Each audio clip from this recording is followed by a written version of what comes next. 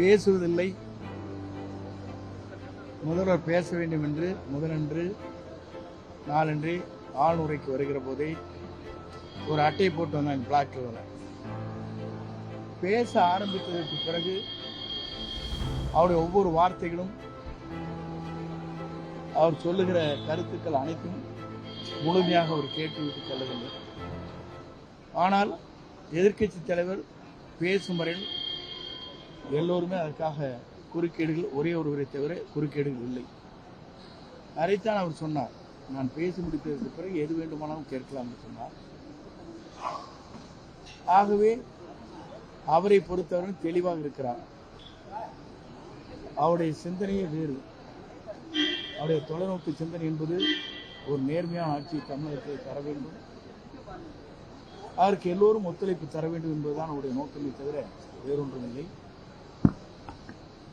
வெளியே சென்றுவிட்டு பல்வேறு கருத்துக்களை சொல்வதற்கு உள்ளே இருந்த அந்த கருத்துக்களை சொல்லியிருந்தால் அதற்கான பதிலை அவர் அளித்திருப்பார். தமிழ்தாய் வாழ்த்து விவகாரத்துல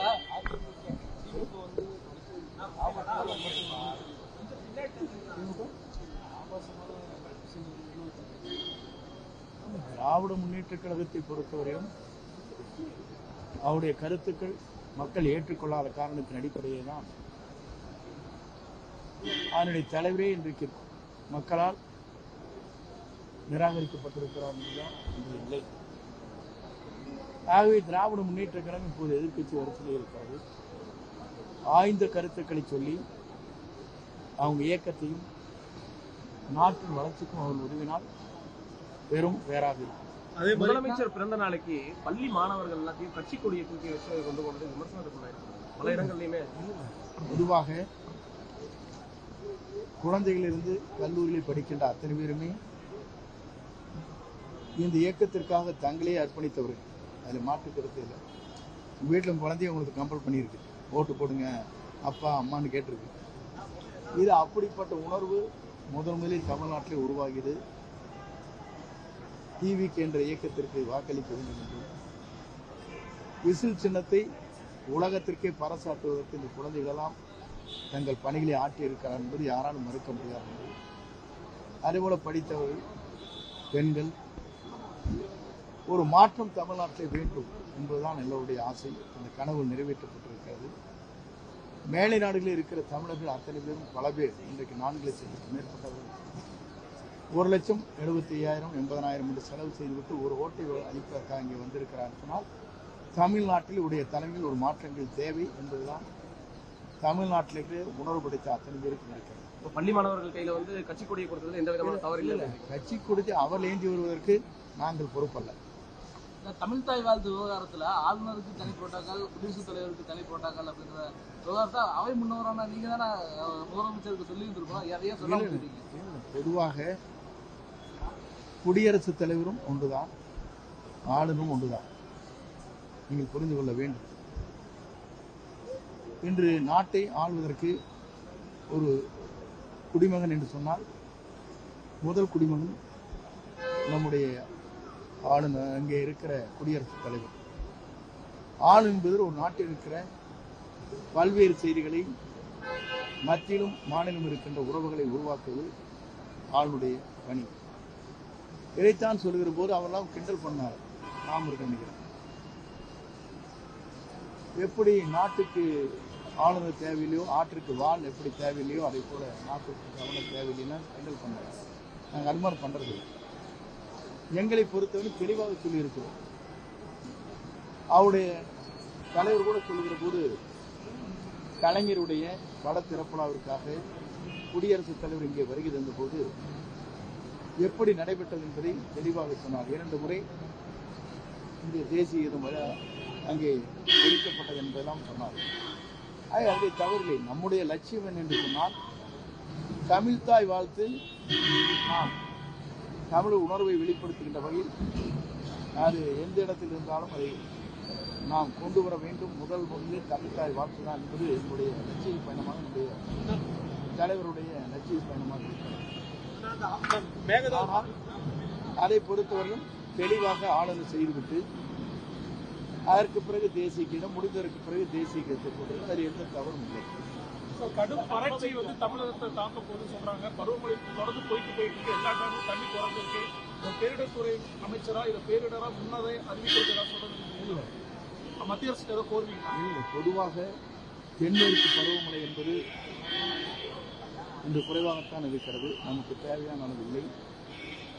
வடமேற்கு பருவமழை வருகிற போதுதான் நிலைகள் எப்படி மாறப்போகிறது என்பதை நம்மால் உணர முடியும்.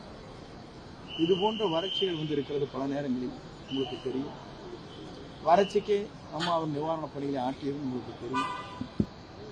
21 ஆண்டுகளில் நீங்கள் பார்க்கின்ற போது மேட்டூர் அணையை பொறுத்தவரையிலும் 7 முறைதான் இந்த குறிப்பிட்ட ஜூன் 12ஆம் தேதி தண்ணீர் திறக்கப்பட்டிருக்கு. மற்ற காலங்களில் 8ஆவது மாதம் 9ஆவது மாதம் எல்லாம் திறக்கப்பட்டிருக்கிறது என்று வரலாறு. மேகதாது சட்டசபை பற்றி எதுவுமே பேசவே இல்லை. என்ன பேசா இருந்தால் அதுக்கு பொருளை புரிந்து கொள்ள முடியும் உங்களால். மேகதாது அணை விவகாரத்தை பொறுத்த வரைக்கும் நெல்முட்டைகள் வந்து மழையில நனைஞ்சு வீணா போச்சு. இந்த ஆட்சியிலும் நெல்முட்டைகள் வீணா போயிருக்கு. போன முறை இருந்தது வேறு, இந்த முறை உடனடியாக இதற்கான நடவடிக்கை உணவுத்துறை அமைச்சர் அவர்கள் அன்றே எடுத்தார். பட்ஜெட் ஆகுதா சார்? இல்ல 20 மூட்டைகள் தான் அது நனைந்து விட்டது என்பதும் 200 மூட்டைகள் நனைந்ததாக சொன்னார்கள். 20 மூட்டை தான் நனைந்திருக்கிறது. அதற்கான பணிகளை தார்பாயின்னு சொல்வார்கள். அதற்கு பக்குவப்படுத்துவதற்கு எப்படி நடவடிக்கை எடுக்கணும், வருகின்ற நெல்லை எப்படி நாம் சேகரித்து மழையில் சிக்காமல் பார்த்துக் கொள்ளலாம் என்பதற்கெல்லாம் நடவடிக்கை எடுக்கப்பட்டு வருகிறது. நாங்கள் பொறுப்பேற்று 45 நாட்கள் தான் ஆகிறது.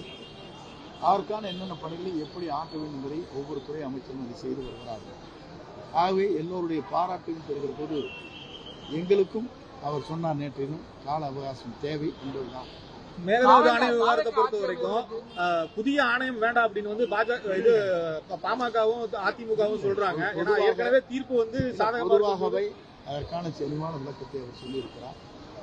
2 விளக்கம் அதிலே குடிநீர் பெறுவதற்காக அங்கே இருக்கிற மேகதாது அணையை கட்டப் போகிறோம் பெங்களூருக்காக சொன்னார்.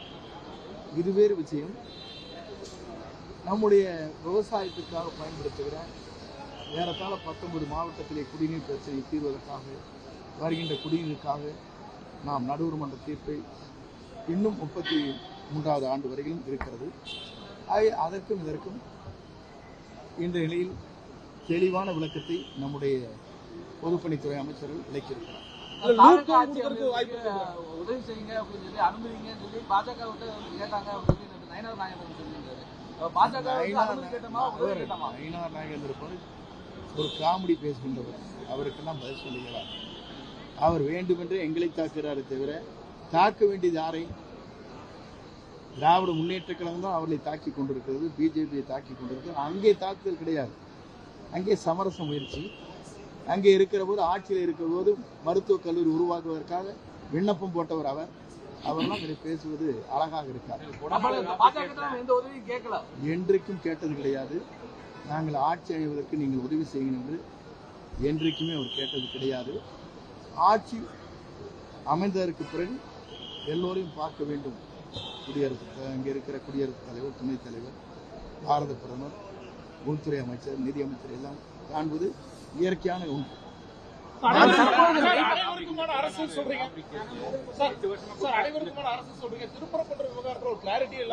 அது கிளாரிட்டி தான் சொல்லி சுப்ரீம் கோர்ட்ல கேஸ் பெண்டிங் இருக்கு.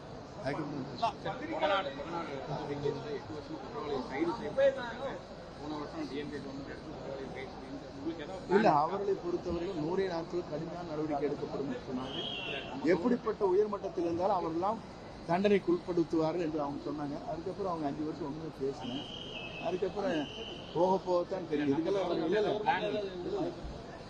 அவர் தான் தெளிவாக சொல்லிட்டாரு. நேற்று நாங்களும் தவறு செய்ய மாட்டோம், தவறு செய்திருக்கிற யாராக இருந்தாலும் அவர் மீது நடவடிக்கை மேற்கொள்ளப்படும் தெளிவாக